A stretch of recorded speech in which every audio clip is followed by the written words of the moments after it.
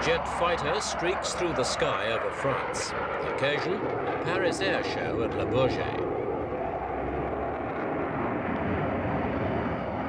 This year, the show saw the civil aviation industry in a gloomy mood due to fuel prices and inflation. In contrast, the military market is rocketing.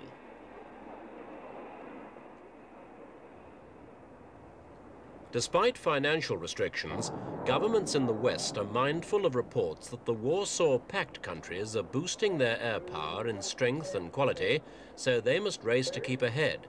It means bulging order books and hectic production schedules for key manufacturers. Dassault, who make the famous Mirage, and several others in Europe and the United States.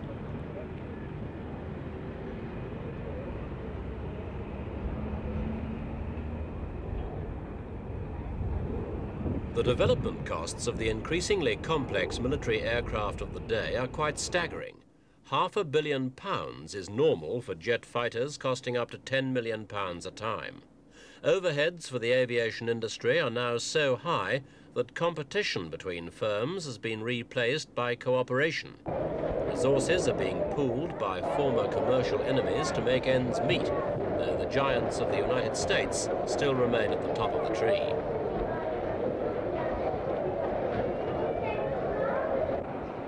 This is the plane France itself is pinning its future aviation program on. The Mirage 2000, claimed to be the fighter for the 1980s. It's a sign that France intends to make further capital out of its position as the world's third biggest supplier of military hardware. Half an hour's drive from Le Bourget, further proof of France's reputation as armourer to the Western world. This is Satory 6. A massive display of the whole bewildering range of weaponry and equipment necessary for a modern army. More than 200 French companies put their wares on show before a carefully vetted assembly of delegates from over 90 countries. Not surprisingly, many were from the Middle East.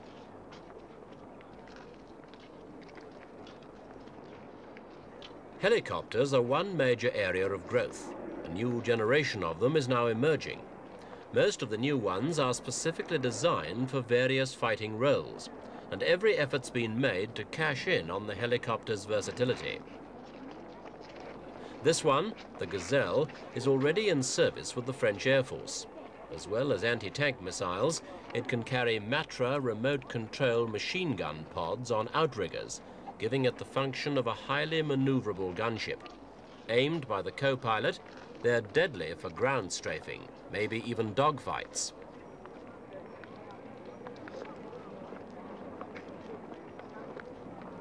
Even more advanced is the Dauphin. It's still in the pre-production stage, but prototype assault versions have proved the ideal transport for carrying up to 10 commandos on lightning raids.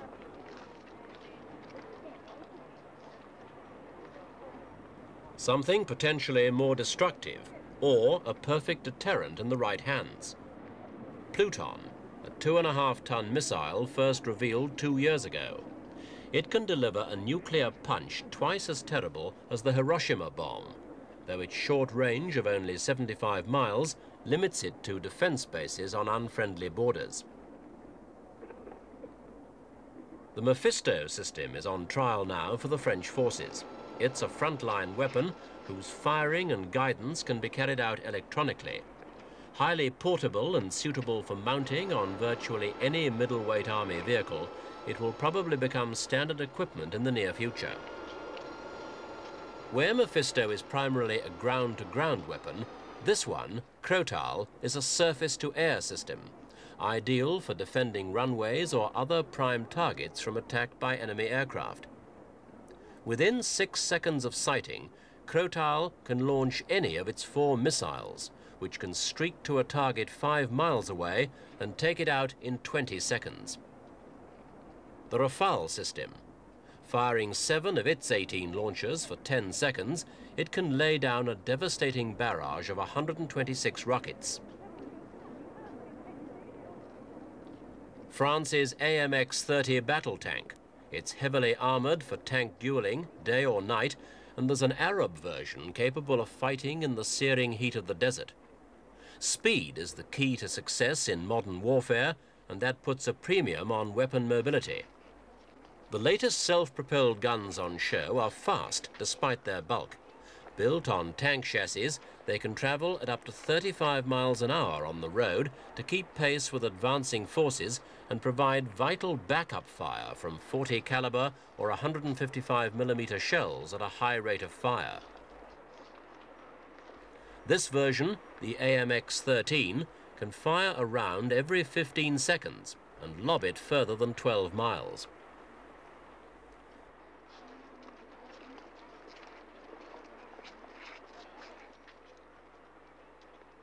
Arms have netted France over $8 billion a year for the last few years, mainly through orders for Mirage jets, helicopters and missiles. But traditional light-duty arms, ammunition and civilian security materials are also in steady demand by French customers. It's a trade that's regularly criticized within the country, but it does provide well over 250,000 French people with jobs. French-built armoured cars and personnel carriers have seen service all over the world for years. They're constantly being updated, improved and tested. But there are still times when things go wrong, and they can happen at the most embarrassing moments. Red faces all round. Still, better to happen before the brass hats than the enemy. When terrain gets really tough, the AMX-30 medium bridging tank comes into its own. In most respects, it's similar to an ordinary AMX, but its turret's replaced by a folding bridge some 25 yards in length. Inside there's a crew of 3, a driver, a commander and a pontoonier, whose job it is to work the powerful mechanics of the bridge itself.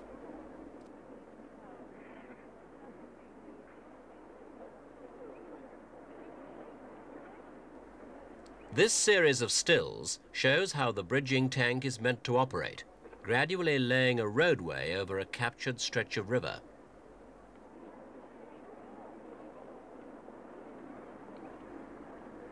And this is how the process actually looks, except of course that in battle conditions, the bridging tank might have to function under fire from enemy positions. Once again, speed's vital, not only in lowering the span, but in recovering it too in certain circumstances.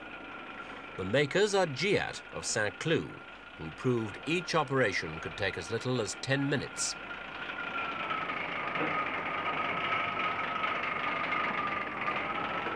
This demonstration may well have impressed fresh foreign buyers. Anyway, the first batch of AMX bridges is already on its way to undisclosed customers. There are easier ways to cross water, by helicopter for instance, if the load is relatively light. The latest breed of armoured fighting vehicles is expected to perform under almost any conditions. Most are sealed, so that they can fight regardless of biological or chemical attacks, or even nuclear fallout. After that, it's a simple matter to ensure they can also travel through waterways.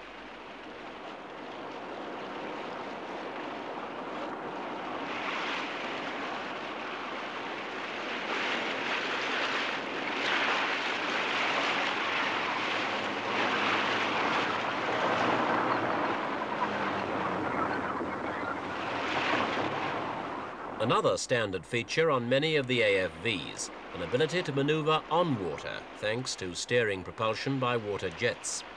This armoured six-wheeler is capable of travelling at 2 meters a second over a river or canal, and it can submerge to 12 feet when necessary.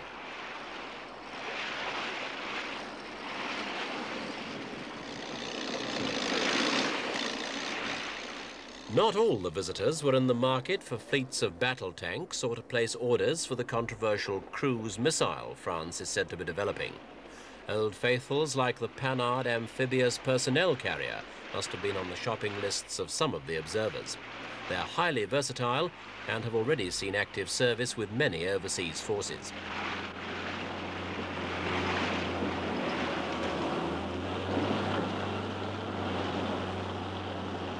Unlike the well-known Panhard Pig, this is a new venture by the Zodiac Company, a light patrol boat. It's seaworthy, has 2 engines and a rapid-fire mortar in its assault guise. Even loaded to the gunwales with men and munitions, it can cruise at up to 20 miles an hour.